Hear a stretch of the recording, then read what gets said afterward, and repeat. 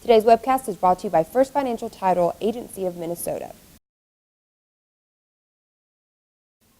A Republican presidential candidate says that the only way to fix the housing crisis is for Republicans and Democrats to find a way to agree on housing policy, and household formation may be accelerating after 8 years at a low level.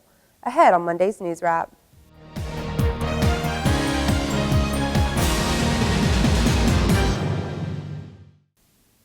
The only way to fix the country's housing problem is for Republicans and Democrats to sit in a room together and talk about housing policy until they agree, according to one presidential hopeful at the Bipartisan Policy Center New Hampshire Housing Summit on Friday.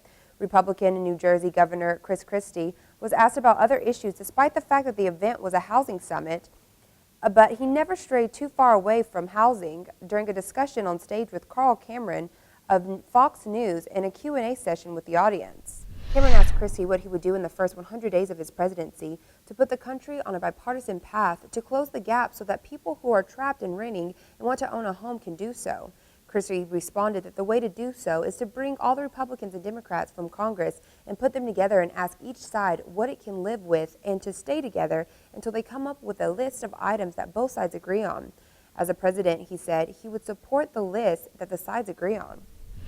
A missing ingredient needed to bolster the housing recovery has been a stronger pace of household formation, which is beginning to pick up after 8 years of running at low levels, according to CoreLogic chief economist Frank Notaft.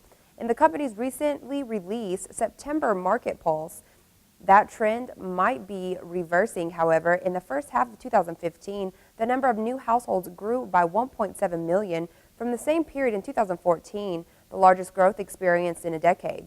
Labor market improvements have also played a role in the recent acceleration in household formation. You can check out these stories and latest happenings in the industry right here on our site. Thanks for joining us. We'll see you again on Tuesday. Until then, stay with DSNews.com for your most relevant default servicing news.